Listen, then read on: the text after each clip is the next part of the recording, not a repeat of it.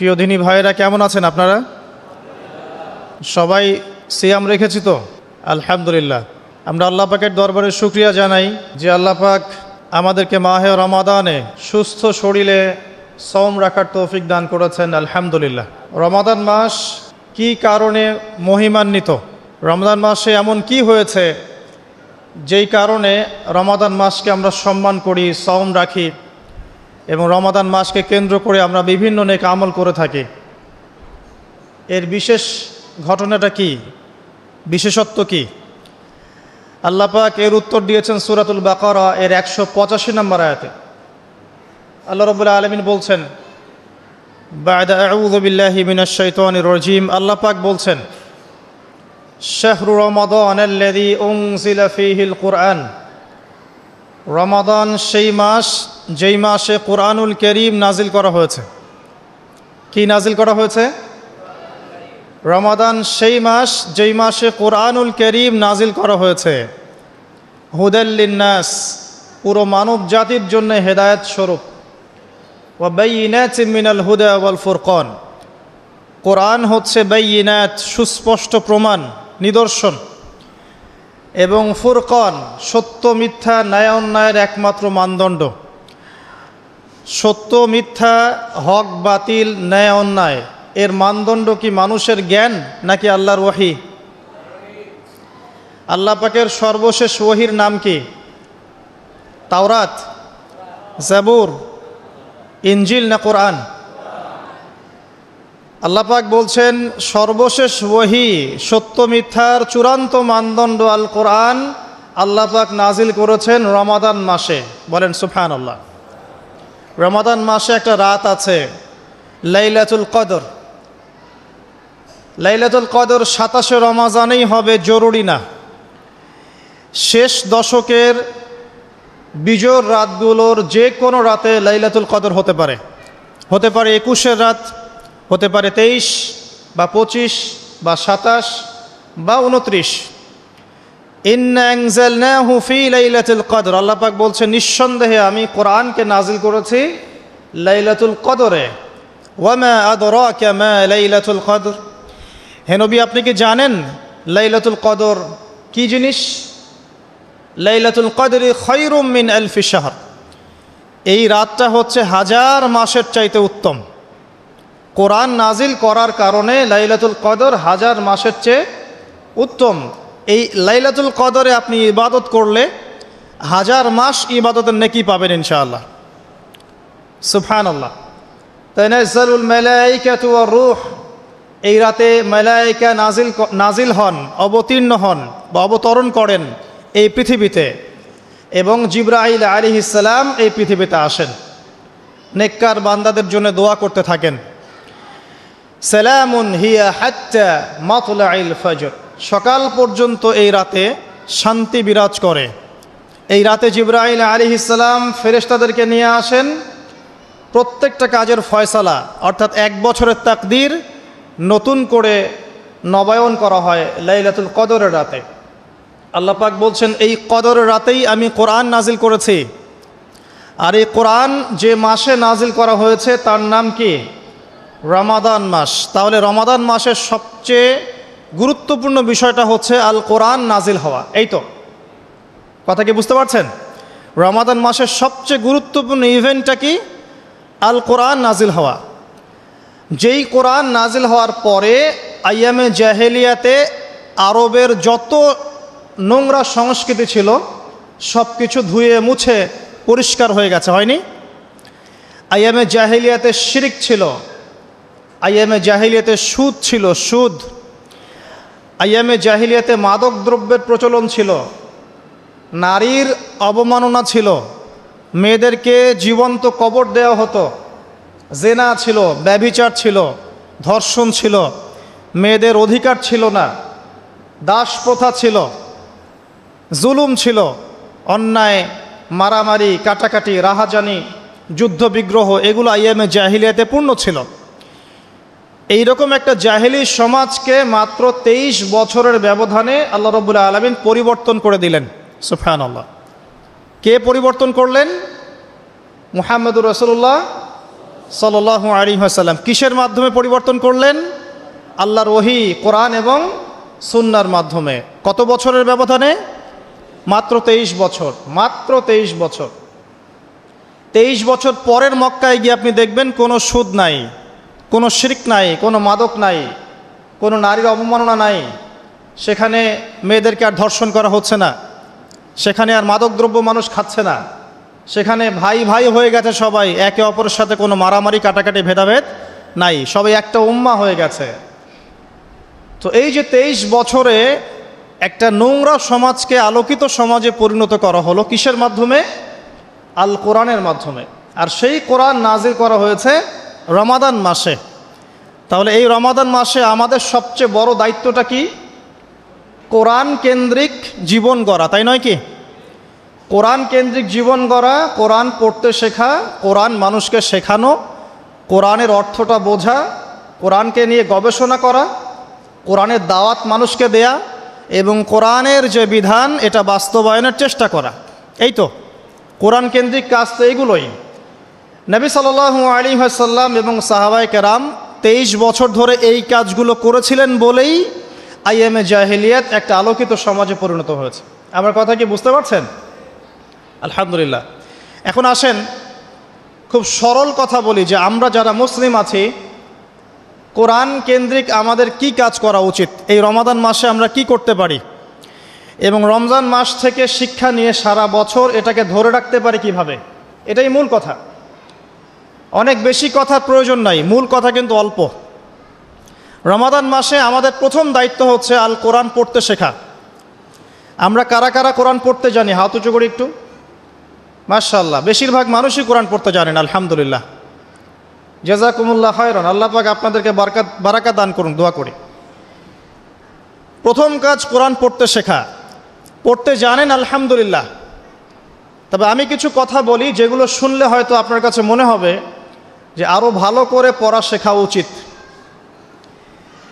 পড়তে শেখা খুব গুরুত্বপূর্ণ একটা কাজ, কিন্তু যেমন তেমন করে পড়তে শিখলে হবে না, মদ মাখরাজ তাজবিদের সাথে পড়তে হবে। যেমন একটা অক্ষর আছে কফ, বড় কফ, যেমন কফ দিয়ে একটা শব্দ আছে কুল। আপনারা সূরায় পড়ছেন নামাজে কুল হু আল্লাহু আহাদ, তাই পড়ছেন না? তো এই কুল শব্দের অর্থ হচ্ছে বলুন। কিন্তু আপনি যদি কফ এর মাখরাজটা ভুল করেন এবং কফ না বলে আপনি ছোট কাফ পড়েন এবং কুল না পড়ে আপনি কুল পড়েন, বলেন যে কুল হু আল্লাহু আহাদ, তাহলে অর্থটা পরিবর্তন হবে। অর্থ দাঁড়াবে খাও আল্লাহ এক এবং অদ্বিতীয়। আমি কি বুঝাতে পারছি? শুধুমাত্র কফ এর উচ্চারণ সঠিকভাবে না করার কারণে আপনার অর্থ পরিবর্তন হয়ে গেছে, বলো এর জায়গায় খাও অর্থ চলে এসেছে। আপনি পড়ছেন আল্লাহু আকবার, আলহামদুলিল্লাহি রাব্বিল আলামিন, এই তো আপনি পড়ছেন আলহামদুলিল্লাহ। শব্দটা কি? আলহামদুলিল্লাহ। এই হা এর মাখরাজ কোথায়? হা এর মাখরাজ কোথায় বলেন একজন? কণ্ঠনালীর মাঝখান থেকে। এখান থেকে আপনি উচ্চারণ করছেন আলহামদুলিল্লাহি রাব্বিল আলামিন। অর্থ দাঁড়াচ্ছে সমস্ত প্রশংসা জগৎসমূহের রব আল্লাহর জন্যে, ঠিক আছে? কিন্তু আপনি এই হায়ে হুত্তির জায়গায় যদি হায়ে হাওয়াস পড়েন, যার মাখরাজ অন্য জায়গা থেকে, আপনি পড়ছেন ফর এক্সাম্পল আলহামদুলিল্লাহি রাব্বিল আলামিন, যেমনটা অনেকেই পড়ে থাকে। কেমন আছেন? আলহামদুলিল্লাহ ভালো আছে, তাই না? কেমন আছেন? আলহামদুলিল্লাহ ভালো আছে। তো আলহামদুলিল্লাহ না বলে সে বলেছে আলহামদুলিল্লাহ। তো যে হায়ের উচ্চারণ পরিবর্তন হয়ে গেছে, এই কারণে অর্থ পরিবর্তন হয়ে দাঁড়াবে যে সমস্ত নিন্দা আল্লাহর জন্যে, যিনি জগৎসমূহের রব। আমার কথা কি বুঝতে পারছেন? শুধু হা এর মাখরাজ ভুল হওয়ার কারণে এই সমস্যা হলো। তাই যারা পড়তে শিখেছি আরও ভালো করে পড়তে শিখি, মদের সাথে, মাখরাজের সাথে, তাজবিদের সাথে সমস্ত নিয়মকানুনগুলো আবার চর্চা করি, যাতে আপনার তিলাওয়াতটা 100% বিশুদ্ধ হয়। আল্লাহ পাক তৌফিক দান করুন। ফর এক্সাম্পল একটা উদাহরণ দিচ্ছি, আলিফ লাম মিম, সূরা বাকারার প্রথমে আছে না আলিফ লাম মিম? এই আলিফ লাম মিমের অর্থ আছে, কিন্তু আল্লাহ ছাড়া এই অর্থ কেউ জানেন না। এর অর্থ আমরা করতে পারবো না, কিন্তু অর্থ আছে। যালিকাল কিতাব লা রাইবা ফিহ, এটা এমন একটা কিতাব যে কিতাবের মধ্যে কোনো সন্দেহ নাই, কোনো সন্দেহ নাই। এই যে নাই, এর অর্থটা হচ্ছে লা মানে নাই, লা রাইবা কোনো সন্দেহ নাই। রয়ব মানে সন্দেহ, লা মানে না, লা রাইবা কোনো সন্দেহ নাই, ফিহি এর মধ্যে মানে এই কিতাবের মধ্যে। এখানে লায়ের উপর কি মদ আছে? লায়ের উপরে কি মদ আছে না? লাকে টানতে হবে না? কি বলেন? লাকে টানতে হবে না? লাকে টানতে হবে, লা রাইবা ফি, লাকে টানতে হবে। এই যে বলি আমরা লা ইলাহা, লাই টান নাই? লা ইলাহা, লাই টান আছে না? আছে। ইল্লাল্লাহ, কোনো ইলাহ নেই আল্লাহ ছাড়া। তো এই যে আপনি পড়ছেন লা রাইবা ফি, ঠিক আছে, কিন্তু আপনি যদি মদটাকে ভুল করেন এবং আপনি পড়েন যালিকাল কিতাব লা রাইবা ফি, লায়ে কি করেন নাই? মদ করেন নাই, লাই আপনি টানেন নাই, কিন্তু পড়েছেন যালিকাল কিতাব লা রাইবা ফি। অর্থ কি হবে? অর্থ হবে এটা এমন একটা কিতাব যে কিতাবে অবশ্যই সন্দেহ আছে। আমি মনে হয় বুঝাতে পারছি না। তখন অর্থ দাঁড়াবে এমন যে এটা এমন একটা কিতাব যেই কিতাবে অবশ্যই সন্দেহ আছে। যদি আপনি লায়ে টান না দেন তাহলে অর্থ পরিবর্তন হবে।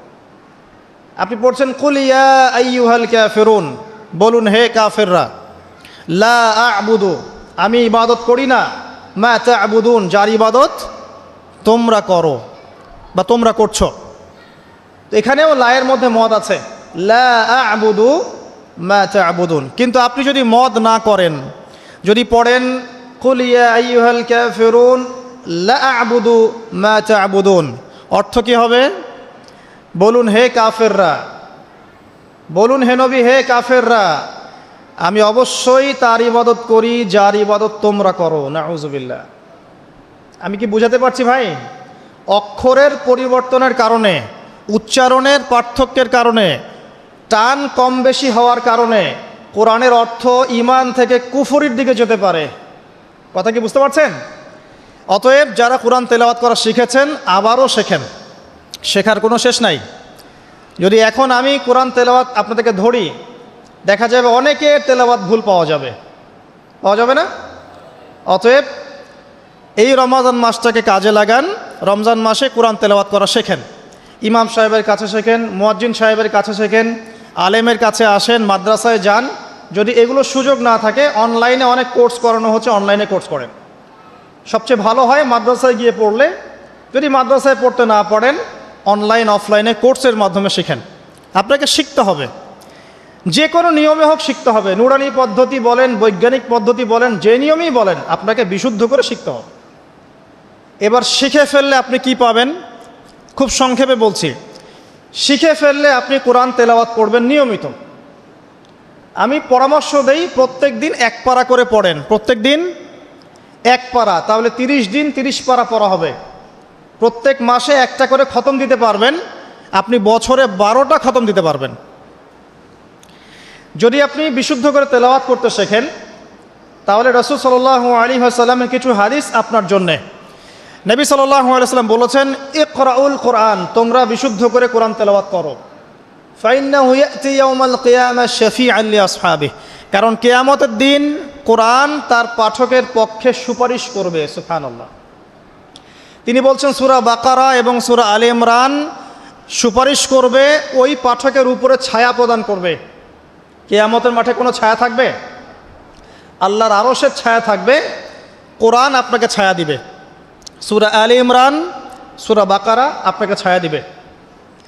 বিশুদ্ধ করে তেলাওয়াত করা শিখলে আপনি রাত্রেবেলা সূরা মুলক তেলাওয়াত করবেন। কোন সূরা?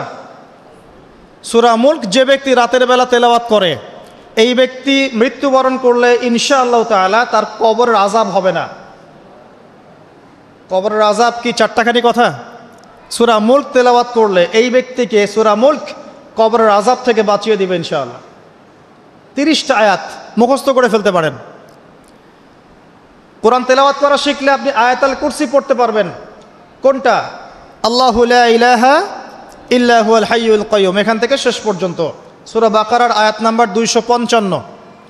প্রত্যেক ফরজ নামাজের পর যে ব্যক্তি বিশুদ্ধ করে আয়াতুল কুরসি তেলাওয়াত করবে, মৃত্যু ছাড়া তার জান্নাতে যাওয়ার কোনো বাধা নাই। সুবহানাল্লাহ।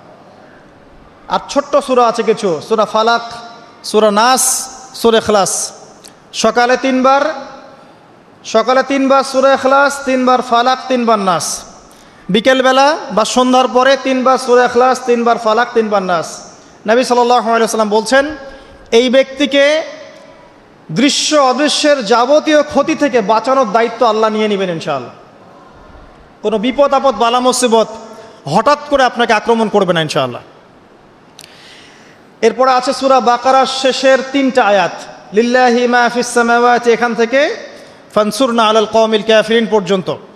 নবী সাল্লাল্লাহু আলাইহি ওয়াসাল্লাম বলেছেন, যে ব্যক্তি রাতের বেলা এই আয়াতগুলো তেলাওয়াত করবে, সারা রাত নফল নামাজ পড়লে যে নেকি হতো, এই 3টা আয়াত তেলাওয়াত করলে সে নেকি হয়ে যাবে ইনশাআল্লাহ। এগুলো কি 4টাখানি কথা? সূরা আলে ইমরানের শেষের 10টা আয়াত, রাতের বেলা তিলাওয়াত করা সুন্নাহ, সারা রাত নফলের নেকি পাওয়া যায়।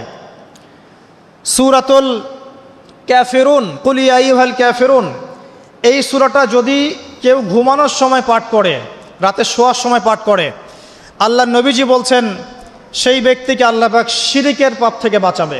কোন পাপ? শিরকের পাপ। আর আমি অনেক লেকচারে বলেছি যে প্রতি 1000-এ 999 জন মানুষ জাহান্নামে যাবে। প্রতি 1000-এ 999 জন মানুষ জাহান্নামে যাবে। তাদের আমল নামায় যে পাপটা থাকবে তার নাম হচ্ছে শিরক। কথায় শিরক, কাজে শিরক, বিশ্বাসে শিরক। আর এই শিরকে এখন আমরা হাবুডুবু খাচ্ছি। মুসলিমরা বিশ্বাস করে আল্লাহ ছাড়া অন্য কেউ সন্তান দিতে পারে, বিশ্বাস করে না? বিশ্বাস করে। মানুষ এখন বিশ্বাস করে আল্লাহ ছাড়া অন্য কেউ মহাবিশ্ব সৃষ্টি করেছে, বা মহাবিশ্ব এমনি এমনি সৃষ্টি হয়েছে বিগ ব্যাংয়ের মাধ্যমে, আল্লাহ সৃষ্টি করে নাই। মানুষ মনে করে জমিনে মানুষের বিধান চলবে, আল্লাহর বিধান জাদুঘরে থাকবে, এটা মানুষ মনে করে। মানুষ মনে করে মানুষ আল্লাহর হালালকে হারাম করতে পারে, আল্লাহর হারামকে হালালও করতে পারে। এটা মানুষের স্বাধীনতা, বাক স্বাধীনতা, ব্যক্তি স্বাধীনতা। মানুষ মনে করে যে আল্লাহ ছাড়া অন্য কাউকে সেজদা করা যায়, আল্লাহ ছাড়া অন্য কেউ সন্তান দিতে পারে, আল্লাহ ছাড়া অন্য কেউ ভালো মন্দের মালিক, জীবন মৃত্যুর মালিক, কল্যাণ অকল্যাণের মালিক। মানুষ এগুলো মনে করে। মানুষ এখন শিরকে হাবুডুবু খাচ্ছে, বিশ্বাসে শিরিক করে, কথায় শিরিক করে, অথবা কাজে শিরিক করে। মুসলিমরা আল্লাহ ছাড়া অন্য কাউকে সেজদা করে না। মুসলিমরা কবরে সেজদা করে না, মাজারে সেজদা করে না। মুসলিমরা কবরকে কেন্দ্র করে তাওয়াফ করে না। মুসলিমরা হাতে সুতা বালা পড়ে না। মুসলিমরা হাতে আংটি পড়ছে এবং মনে করছে যে এই আংটি ওকে রোগ থেকে বাঁচাবে, এই সুতা ওকে রোগ থেকে বাঁচাবে। মুসলিমরা চন্দ্র, সূর্য, গ্রহ, নক্ষত্রের কাছ থেকে কল্যাণ কামনা করে। মুসলিমরা মনে করে যে মানুষ আগামীকালকের আবহাওয়া বলতে পারে। মুসলিমরা রাশিচক্রে বিশ্বাস করে। মুসলিমরা টিয়া পাখির কথায় বিশ্বাস করে। দেখেন রাস্তার পাশে টিয়া পাখি বসে আছে, ভাগ্য গণনা করছে। এগুলো মুসলিমরা করে। শিরকের শেষ নাই। আমি একটা বইয়ের নাম বলি মাঝে মাঝেই, বইটার নাম হচ্ছে কিতাবুত তাওহীদ। কি নাম? কিতাবুত তাওহীদ। এই বইটা বাসায় কিনেন, দেখবেন শিরিক কত প্রকার, কি কি সব কিছু লেখা আছে এখানে, এবং কতভাবে আমরা শিরিক করি এটা লেখা আছে এখানে, বাঁচবেন কিভাবে সেটাও লেখা আছে। যাই হোক, সূরাতুল কাফিরুন যে ব্যক্তি শোয়ার সময় পড়বে, আল্লাহ পাক তাকে শিরকের পাপ থেকে বাঁচিয়ে রাখবেন ইনশাআল্লাহ তাআলা। আল্লাহ পাক শিরকের একটা গোপন পাপ আছে, গোপন শিরক, রিয়া, মানুষকে দেখানোর জন্য আমল করা, লোক দেখানো আমল। এটা থেকেও আল্লাহ পাক বাঁচাবে সেই ব্যক্তিকে, যে ব্যক্তি সূরা কাফিরুন রাতের বেলা তেলাওয়াত করবে ঘুমানোর সময় ইনশাআল্লাহ তাআলা। আর অনেক সূরা আছে। কারো যদি চোখ লাগা, বদনজর, জিন ঘটিত কোনো সমস্যা হয়, সূরা জিনের প্রথম 10টা আয়াত পরে দম করে ফু দিবেন, দেখবেন ইনশাআল্লাহ রোগী ভালো হয়ে গেছে ইনশাআল্লাহ। কারো যে কোনো অসুস্থতা থাকলে চিকিৎসা করবেন, ওষুধপত্র খাবেন, সব ঠিক আছে। তার আগে সূরা ফাতিহা পড়বেন। সূরা ফাতিহা পড়ে নিজের গায়ে দম করবেন, পানিতে দম করে খাবেন, দেখবেন সূরা ফাতিহার মধ্যে শিফা আছে। সূরা ফাতিহার মধ্যে শিফা আছে। এই সূরা আরেকটা নাম হচ্ছে আয়াতুশ শিফা। এই সূরার মধ্যে শিফা আছে, আরোগ্য আছে, আর অনেক আয়াত আছে, এগুলো বলতে গেলে সময় শেষ হয়ে যাবে। তো প্রথম যে কাজ আমাদের, সেটা হলো আল কোরআনকে বিশুদ্ধ করে পড়তে শেখা। আমার কথা কি বুঝতে পারছেন? যারা পড়া শিখেছেন আবার পড়া শেখেন। কারণ কি আমি বললাম, আপনার অক্ষরের পার্থক্যের কারণে, মদ মাখরাজের পার্থক্যের কারণে, তাজবিদের নিয়মের ভুল ত্রুটির কারণে অর্থ পরিবর্তন হয়ে যেতে পারে। তখন সারাটা জীবন আপনি ভুল পড়ে যাবেন। আর আমি এটা আপনাকে হলফ করে বলতে পারি যে আপনি কোরআন যতটুকু তেলাওয়াত করছেন এবং নামাজে যে আরবিগুলো পড়ছেন, এগুলোর মধ্যে অনেক ভুল ভ্রান্তি আছে, আপনি জানেন না। যদি আপনি কোনো আলেমের কাছে যান, তাকে শোনান, তিনি আপনার ভুল ধরাতে পারবেন। অতএব আবার বিশুদ্ধ করে পড়া শেখেন, আল্লাহ পাক তৌফিক দান করুন। নবীজি বলেছেন সাল্লাল্লাহু আলাইহি ওয়াসাল্লাম, মান ক্বারাআ হারফাম মিন কিতাবিল্লাহি ফালাহু হাসানা। কেউ যদি একটা হরফ তেলাওয়াত করে কোরআনের, তার নেকি হবে কত নেকি? আল হাসানাতু কাআশরি আমসালিহা, এক নেকি 10 দিয়ে গুণ করা হবে। অর্থাৎ একটা হরফ তেলাওয়াত করলে 10 নেকি হবে ইনশাআল্লাহ। আলিফ লাম মিম পড়লে 10 নেকি হয় না, আলিফ লাম মিম পড়লে 30 নেকি হয়। কারণ আলিফ একটা হরফ, লাম একটা হরফ, মিম একটা হরফ। আপনি কি জানেন কোরআনে কতগুলো হরফ আছে? আল কোরআনে 600টা পৃষ্ঠা আছে। কত পৃষ্ঠা? এটা হাফেজি কোরআনে 600 পৃষ্ঠা থাকে। প্রত্যেক 20 পৃষ্ঠায় একটা করে পারা শেষ হয়। প্রত্যেকটা পৃষ্ঠার মধ্যে 15টা করে লাইন থাকে। কয়টা লাইন থাকে? 15টা লাইন থাকে। প্রত্যেকটা লাইনের মধ্যে 9টা করে গড়ে শব্দ থাকে। গড়ে 9টা করে শব্দ থাকে। এক পৃষ্ঠায় দেখবেন 134 বা 135টা শব্দ থাকবে। এখন 600কে আপনি 135 দিয়ে গুণ করলে দেখবেন আল কোরআনে 77,800টা শব্দ আছে। 77,800টা শব্দ আছে, মানে প্রায় 78,000 শব্দ আছে। এটা হলো শব্দের কথা বললাম। এই শব্দগুলো সব নতুন শব্দ নয়, এগুলো বের হয়েছে মাত্র 4 থেকে 4,500 শব্দ থেকে। মাত্র 4 থেকে 4,500 শব্দ থেকে। এই শব্দগুলো আবার 3 ভাগে ভাগ করা যায়। এক ভাগ হচ্ছে নাউন্স। নাউন্স তো বোঝেন, বিশেষ্য, যেগুলোকে আমরা ইসম বলি। যেমন আল্লাহ, মুহাম্মদ, জিবরিল, মিকাল, ইব্রাহিম, ইসমাইল, এগুলো নাউন, মানে বিশেষ্য। একগুলো আছে ফেল বা ক্রিয়াপদ, যেমন না'বুদু, নাস্তাইন, নাতরুকু, ইয়ামালুন, ইয়াফআলুন ইত্যাদি। অনেকগুলো আছে ফেল, মানে ক্রিয়া। এই ফেলগুলোই মূল জিনিস, এগুলো ভার্বস। এগুলো 2 ভাগে ভাগ করা যায়, ফেলে মাজি এবং ফেলে মুদারে, অতীতকাল এবং বর্তমান ভবিষ্যৎকাল। আরেকগুলো আছে হরফ বা অব্যয়। এগুলোকে আমরা ইংরেজিতে বলি প্রোনাউন্স বা প্রিপোজিশন বা কনজাংশন, ইন্টারজেকশন। এগুলো সব কিছু মিলেই হরফ। এই অল্প কিছু শব্দ থেকে কোরআনের 78,000 শব্দ বের হয়েছে। কোরআনের যদি কেউ 400 থেকে 500টা মাজদার জানে, মাত্র 400 থেকে 500টা মাজদার, ইনশাআল্লাহ তাআলা সে কোরআনের 70% অনুবাদ করতে পারবে ইনশাআল্লাহ। কথা কি বুঝতে পারছেন? হয়তো কিছু বুঝতে পারছেন না। মাত্র 400 থেকে 500টা মাজদার, মূল ওয়ার্ড, রুট ওয়ার্ড কেউ যদি জানে, এবং এই একটা শব্দ থেকে অনেকগুলো শব্দ তৈরি করার ট্রান্সফরমেশন পদ্ধতি আছে, একটা আরবি ব্যাকরণ একটা পদ্ধতি আছে, যে একটা শব্দ থেকে আপনি অনেকগুলো শব্দ তৈরি করতে পারবেন। আরবিতে এরকম পদ্ধতি আছে।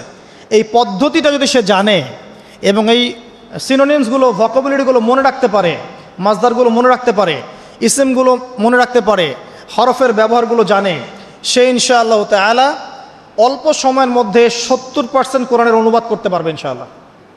বাকি 30% কি হবে সেটা নিয়ে পরে চিন্তা করা যাবে। আমি একটা ছোট্ট উদাহরণ দিচ্ছি।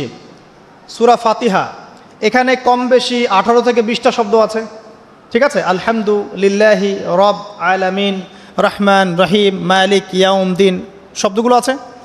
হয়তো সব মিলিয়ে হবে 18 থেকে 20টা শব্দ। সূরা ফাতিহার এই শব্দগুলো কোরআনে রিপিট করা হয়েছে 7,800 বার। কতবার? 7,800 বার। মানে সূরা ফাতিহার অর্থ যে জানে, সে কোরআনের 7,800টা শব্দের অর্থ জানে। আল্লাহ পাক এই জন্যই বলেছেন, ওয়ালাকাদ ইয়াসসারনাল কুরআনা লিযিকরি ফাহাল মিন মুদ্দাকির। আমি কোরআনকে বোঝার জন্য সহজ করে দিয়েছি, উপদেশ গ্রহণের জন্য সহজ করে দিয়েছি। ফাহাল মিন মুদ্দাকির, কেউ কি আছো উপদেশ গ্রহণকারী?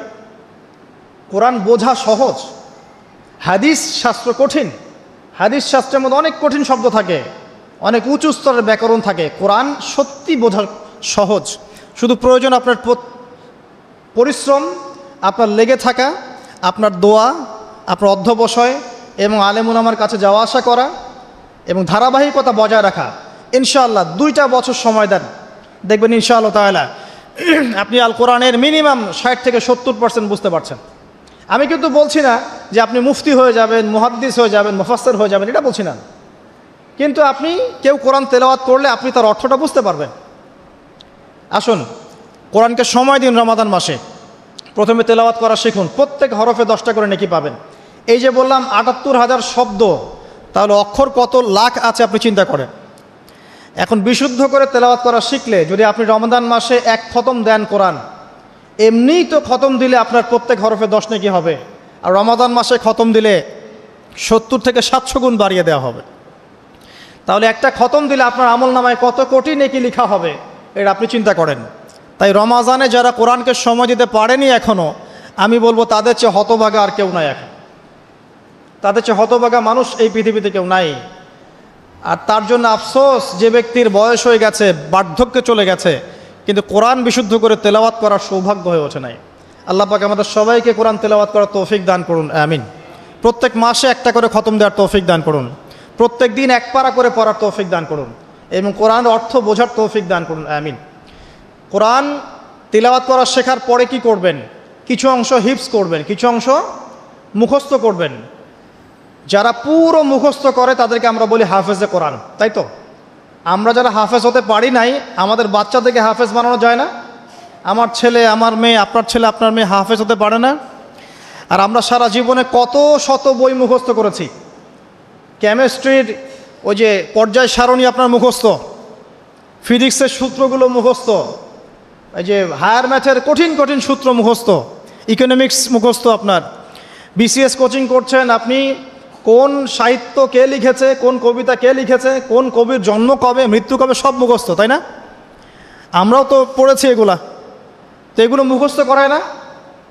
কত গল্প, প্যারাগ্রাফ রচনা আপনি মুখস্থ করেছেন। কোরআন 600 পৃষ্ঠার একটা কিতাব, আপনি মুখস্থ করতে পারবেন না, এটা কিন্তু বিশ্বাসযোগ্য কথা নয়। বরং পৃথিবীর কোনো বই মানুষ হুবাহু বলতে পারে না কোরআন ছাড়া। বেদ মানুষ কি মুখস্থ বলতে পারে? বাইবেল মানুষ মুখস্থ বলতে পারে? জাবুর, ইনজিল মানুষ মুখস্থ বলতে পারে? কোরআন ছাড়া কোনো কিতাবই মানুষ মুখস্থ বলতে পারে না। কিন্তু কোরআন, আজকে যদি কোরআন পৃথিবী থেকে মুছে ফেলা হয়, মানে পৃথিবী থেকে সমস্ত কোরআনের কপি যদি আজকে মুছে ফেলা হয়, কালকে দেখবেন আগামীকাল কোরআনের হাফেজরা কোরআন আবার লিখে ফেলবে ইনশাআল্লাহ। এটাই কোরআন। ইন্না নাহনু নাযালনা যিকরা ওয়া ইন্না লাহু লাহাফিজুন। আমি এই কোরআন, এই জিকির নাজিল করেছি, আর আমি আল্লাহ এর হেফাজত করব। আল্লাহ পাক দায়িত্ব নিয়েছেন। অতএব আমরা হাফেজ হওয়ার চেষ্টা করি। এখন কথা হচ্ছে, আমরা সবাই তো আর 30 পারা হাফেজ হতে পারবো না, তাই তো? তাহলে আমি কিছু ইম্পর্টেন্ট সূরা বলছি, কিছু ইম্পর্টেন্ট সূরা, ইম্পর্টেন্ট আয়াত, এগুলো সবাই মুখস্থ করবেন, পারবেন? 1 নম্বর সূরা ফাতিহা, 2 নম্বর সূরা বাকারার প্রথম 5টা আয়াত, এরপর সূরা বাকারার 255 নম্বর আয়াত, আয়াতুল কুরসি, এরপর সূরা বাকারার শেষের 3টা আয়াত, এরপর সূরা আলে ইমরান শেষের 10 আয়াত, এরপর সূরা কাহফ প্রথম 10 শেষ 10, এরপর সূরা জিন প্রথম 10, এরপর সূরা মুমিনুন শেষের আয়াতগুলো, শেষের 10টা আয়াতের মতো, সূরা ফুরকান শেষের কিছু আয়াত, সূরা ফালাক, সূরা নাস, সূরা ইখলাস, সূরা কাফিরুন, এগুলো পড়া যাবে না? সূরা হাশর শেষের 3টা আয়াত, সূরা হাশরের শেষের আয়াতগুলো, সূরা হজের শেষের আয়াতগুলো। এরপরে আপনি পড়বেন সূরা তাহার কিছু আয়াত, তারপরে আছে সূরা বনী ইসরাইল এর কিছু আয়াত, সূরা মুলক মুখস্থ করবেন, সূরা মুলক। আর 2টা সূরা অবশ্যই মুখস্থ করবেন, সূরা আর রহমান, সূরা ইয়াসিন। এতটুকু পারা যাবে না? খুব বেশি পড়া দিলাম? আচ্ছা, এই রমজানে না পারি, এই রমজান থেকে আগামী রমজান আসা পর্যন্ত পারা যাবে না? পারা যাবে ইনশাআল্লাহ তাআলা। আল্লাহ পাক আমাদের সবাইকে কোরআনের মিনিমাম 1 পারা হিফজ করার তৌফিক দান করুন, আমিন। আর আমাদের বাচ্চাদেরকে আল্লাহ পাক কোরআনের হাফেজ হিসেবে কবুল করুন, বড় আলেম হিসেবে কবুল করুন, আল্লাহর দিনের বড় দায়ী এবং মুজাহিদ হিসেবে কবুল করুন, আমিন। এরপর কি কাজ? কোরআনের অর্থ বুঝতে হবে। বারবার একটা কথা বলি, যে কোরআন তেলাওয়াত করলে প্রত্যেক হরফে 10 নেকি হবেই, অথবা 70 নেকি হবে, অথবা 700 নেকি হবে, কিন্তু অর্থ না বুঝলে কোরআনের মৌলিক হকটা আদায় হবে না। কিভাবে? যেমন আমি যদি বলি ওয়ালা তাকরাবু জিনা, কতজন এর অর্থ বুঝেছেন? হাত তোলেন দেখি। এই কয়েকজন অর্থ বুঝেছেন, বাকিরা বোঝেন নাই। যারা বোঝেন নাই তাদেরকে যদি আমি এখন বলে দেই যে ভাই বা চাচা, ওয়ালা তাকরাবু জিনা এর অর্থ হচ্ছে জেনার ধার কাছেও যেও না, এবার কি সে অর্থ বুঝতে পারে নাই? এখন এই যে সে অর্থটা বুঝতে পারলো, সে কি এই আয়াত থেকে হেদায়েতটা পেয়েছে না? জেনার কাছে যাওয়া যাবে না শিক্ষাটা পেয়েছে না? যদি অর্থটা না বুঝতো, সে কি শিক্ষা পেত না। যদি আমি বলি ইত্তাকুল্লাহ ওয়া যারু মা বাকিয়া মিনার রিবা, আল্লাহকে ভয় করো, সুদের অবশিষ্ট অংশ ছেড়ে দাও, ওয়া ইল্লাম তাফআলু ফা'যারু বিহারবিন মিনাল্লাহি ওয়া রাসূলিহি, যারা অর্থ জানে না তারা কি হেদায়েত পেয়েছে? পাবে। কিন্তু যারা অর্থ বুঝেছে তারা বুঝতে পারবে যে হ্যাঁ, আল্লাহ এখানে বলছেন যে ব্যক্তি সুদ খায় সে যেন আল্লাহ এবং তার রাসূলের সাথে যুদ্ধের ঘোষণা শুনে রাখে। কোরআনের অর্থ নিয়ে ওরা গবেষণা করে আমাদের বিরুদ্ধে বিভিন্ন কূটকৌশল চালছে, আর আমরা মুসলিমরা কোরআনের অর্থ বুঝতে যাচ্ছি না। এক শ্রেণীর মানুষ মনে করে যে কোরআনের অর্থ বুঝলে কিছু মানুষের ভাত আর টিকবে না জমিনের মধ্যে। কিছু মানুষ মনে করে যে কোরআনের অর্থ যদি সবাই বুঝে ফেলে তাহলে এক শ্রেণীর মানুষের ধর্ম ব্যবসা টিকবে না। আল কোরআনুল কারীম নির্দিষ্ট কিছু মানুষের জন্য নয়, পুরো মানব জাতির জন্যেই। একজন অমুসলিম কি কোরআন পড়ে হেদায়েত পেতে পারে না? একজন হিন্দু ভাই সে কোরআন পড়ে কি এক ঈশ্বরে বিশ্বাস করে ইসলাম কবুল করতে পারে না? তো কোরআন থেকে হেদায়েত পেতে হলে তো অর্থটা জানতে হবে। সূরা ফাতিহা আপনি পড়ছেন, অর্থ যদি না বোঝেন আপনার নামাজে মনোযোগ কিভাবে আসবে? মালিকি ইয়াউমিদ্দিন আপনি বলছেন নামাজের মধ্যে, মালিকি ইয়াউমিদ্দিন, বিচার দিনের মালিক। তারপরেও যদি আপনি চিন্তা করেন আমি এই জমিনের মালিক, তাহলে কি হবে? ইয়্যাকা না'বুদু ওয়া ইয়্যাকা নাস্তাঈন, আমরা নামাজে বলছি আল্লাহ শুধু আপনারই ইবাদত করি, আপনার কাছেই সাহায্য চাই। এই ব্যক্তি কি মসজিদ থেকে বের হয়ে কবরে সেজদা করতে পারবে? সে তো নামাজে বলেছে আমি শুধু আপনারই ইবাদত করি, আপনার কাছেই সাহায্য চাই। অতএব অর্থ জানার দরকার আছে না? রুকুতে কি পড়ছি, তাসবিতে সেজদায় কি পড়ছি, আত্তাহিয়াতুর অর্থ কি, দরুদ শরীফের অর্থ কি, দোয়ায়ে মাসুরার অর্থ কি, হাত তুলে আমরা কি দোয়া করি, এগুলো অর্থ বুঝলে নামাজে মনোযোগ বাড়বে না? কোরআন তেলাওয়াত করতে করতে অর্থ বুঝতে থাকলে আপনি কোরআনকে ফিল করতে পারবেন না, ভিতরে ঢুকতে পারবেন না। যখন আপনি অর্থটা বুঝবেন তখন দেখবেন আপনি কোরআনকে এত বেশি ফিল করবেন, মানে কোরআনকে আপনি ভিতর থেকে অনুভব করবেন যে কোরআন কি জিনিস, এর মধ্যে কত কাব্য আছে, সাহিত্য আছে, ইতিহাস আছে, কেসা আছে, শিক্ষণীয় বিষয় আছে, জাহান্নামের আয়াত আছে, জান্নাতের আয়াত আছে, বৈজ্ঞানিক আয়াত আছে, কৃষির আয়াত আছে, আকাশকে নিয়ে আয়াত আছে, ব্যবসা নিয়ে আয়াত আছে, আপনার পরিবার নিয়ে আয়াত আছে, মহিলাদেরকে নিয়ে আয়াত আছে, পুরুষদেরকে নিয়ে আয়াত আছে, জীববিজ্ঞান নিয়ে কথা আছে, মহাকাশ নিয়ে কথা আছে। এমন কোনো বিষয় নাই যেটা আল্লাহ পাক কোরআনে বলেন নাই। এমন কোনো বিষয় নাই যেটা আল্লাহ পাক কোরআনে বলেন নাই। যে কবি বা কাব্য বা সাহিত্য পছন্দ করে সে যদি সূরা হুদ পড়ে, সূরা শুআরা পড়ে, সে বুঝবে কাব্য সাহিত্য কাকে বলে। যে সাহিত্য উপন্যাস পছন্দ করে সে যদি সূরা ইউসুফ পড়ে, সূরা ইউসুফ, তাহলে বুঝবে যে উপন্যাস কাকে বলে, আহসানুল কসাস কাকে বলে। কেউ যদি এই ছন্দ চর্চা করতে ভালোবাসে সে সূরা আর রহমান পড়ে দেখুক ছন্দ কাকে বলে। কোরআনের এক একটা সূরা আপনি পড়েন, ভিতরে ঢোকেন, দেখবেন কোরআনকে আপনি ফিল করতে পারছেন। আর রমজান মাস ছাড়া অন্য কোন মাসে আপনি কোরআন চর্চা করবেন? রমজান মাস ছাড়া অন্য কোন মাসে কোরআনকে শিখবেন, বুঝবেন, আমল করবেন? আল্লাহ পাক বোঝার তৌফিক দান করুন, আমিন। আর অনেক কথা বলার ছিল কিন্তু সময় কম, এক কথায় কোরআন অর্থটা বোঝার চেষ্টা করেন। এখন অর্থ বুঝতে হলে কি করতে হবে? কঠিন। অর্থ বুঝতে হলে আপনাকে আরবির যে ক্লাসিক্যাল বইগুলো আছে ব্যাকরণের, সেগুলো পড়তে হবে। আর এই বইগুলো কি একা পড়া যাবে? উত্তর না, এই বইগুলো একা একা পড়া যাবে না, ওস্তাদের কাছে যেতে হবে। মিজান মুনসাফ পড়তে হবে আপনাকে, নাহু সরফের কিতাব পড়তে হবে, বালাগাতের কিতাব পড়তে হবে। এগুলো পড়ার পরে আপনি ইসম ফেল হরফ বুঝবেন, এসো আরবি শিখি পড়বেন, সফাতুল মাজদার পড়তে হবে, অনেক বই পড়তে হবে। পড়ার পরে আপনি বুঝতে পারবেন কোরআনের ভাষাটা কি। তবে সবাই তো আর এটা পারবে না, পারবে? সবার পক্ষে তো পসিবল না। তাহলে সবার জন্য একটা সলিউশন, আপনার কাছে যে তাফসিরটাকে ভালো মনে হয় তাফসিরে মারিফুল কোরআন হোক, তাফসির ইবনে কাসির হোক, তাফসিরে জালালাইন হোক, যেটা আপনার কাছে ভালো মনে হয় সেই তাফসির বাসায় কিনেন। বাসায় কিনে প্রত্যেক দিন 10টা করে আয়াতের অনুবাদ পড়েন। পারবেন? এটা কি কঠিন? সহজ। কিন্তু অনুবাদ পড়লেই কিন্তু আপনি কোরআন বুঝতে পারবেন না, এটা মনে রাখেন। কোরআন অনুবাদটা কিন্তু কোরআন নয়, অনুবাদটা কিন্তু আমার ভাষায় আমি ট্রান্সলেট করেছি, কিন্তু আরবি থেকে আরবি বুঝতে না পারলে আপনি মূল কোরআনটা পাবেন না। আমি আসলে বুঝাতে পারছি না, মানে আমি বুঝছি জিনিসটা কিন্তু আমি আপনাকে বোঝাতে পারছি না।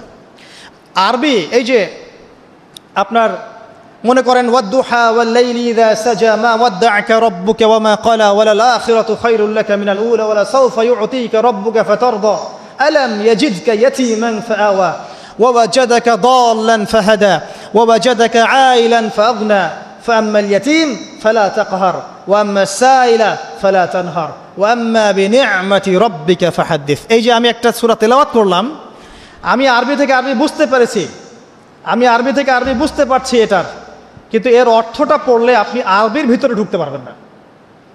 আরবি যদি আপনি শিখেন, বোঝেন, আপনি ফিল করবেন যে কি দরদ দিয়ে আল্লাহ পাক কথাগুলো বলছেন। আলাম ইয়াজিদকা ইয়াতীমান ফাআওয়া, হে নবী আমি কি আপনাকে ইয়তীম অবস্থায় পাইনি, আপনাকে কি আশ্রয় দেইনি?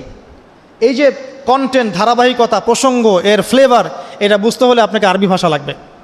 আর আরবি ভাষা শেখাটা নিজের উপরে ফরজ করে নেন। আমি এই কথাটা এত জোর দিয়ে কেন বললাম? ইমাম শাফিঈ রাহিমাহুল্লাহ বলেছেন, আরেক মাযহাবের ইমাম শাফিঈ রাহিমাহুল্লাহ, তিনি বলেছেন মুসলিমদের উপরে কোরআন শিক্ষাও যেমন ফরজ, কোরআনের ভাষা শিক্ষাও ফরজ। কারণ ভাষা না শিখলে কোরআন শিখতে পারবে না মানুষ। আর আরবি ভাষা খুব সহজ, জানেন?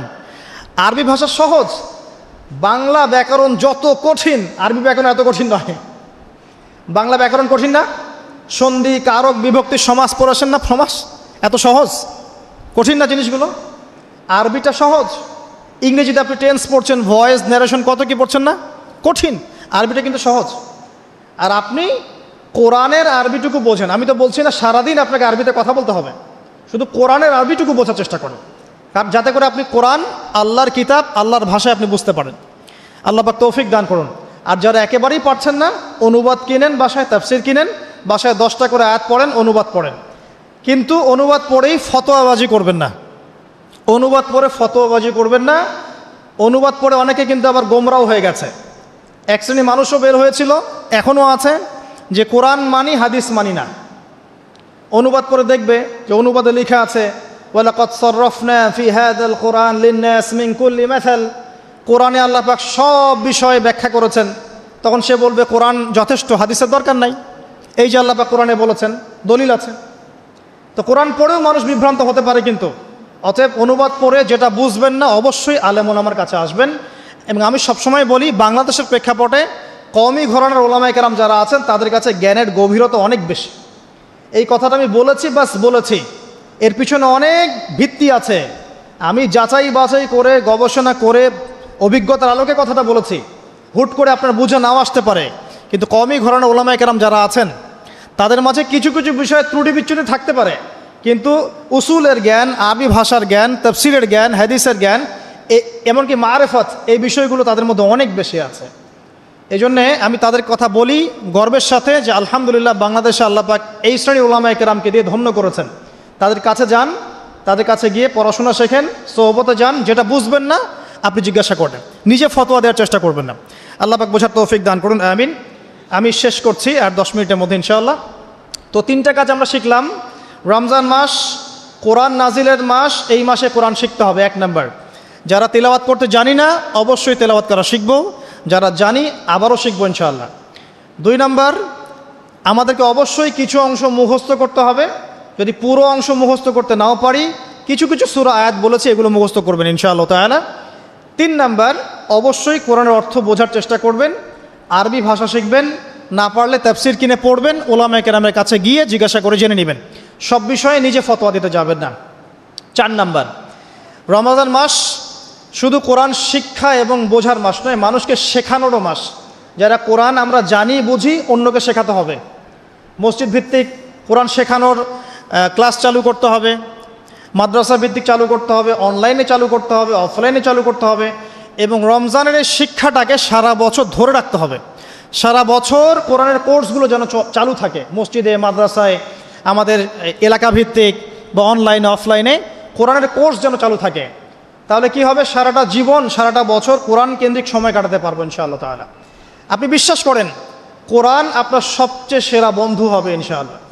আপনি কোরআন নিয়মিত তেলাওয়াত করেন, একদিন যদি তেলাওয়াত না করেন ওই দিন মনের মধ্যে আপনার অস্থিরতা তৈরি হবে। খেয়াল করে দেখবেন মনটা আপনার অস্থির হয়ে যাবে, মনে হবে কি জানি আপনি আজকে করেন নাই। কোরআন আপনার মনের দরজায় এসে কোরআন আনবে, আজকে আমাকে পড়ো নাই, আজকে আমাকে পড়ো নাই। এমনও মানুষ আছে, আমার পরিবারের মধ্যেও আছে আলহামদুলিল্লাহ, যে কোরআন পড়তে বসলে একাধারে 3, 4, 5, 6 পারা পড়ে শেষ করে ফেলতে। এমন আছে, আজকে কয় পারা পড়েছো, আজকে 4 পারা পড়া শেষ আলহামদুলিল্লাহ।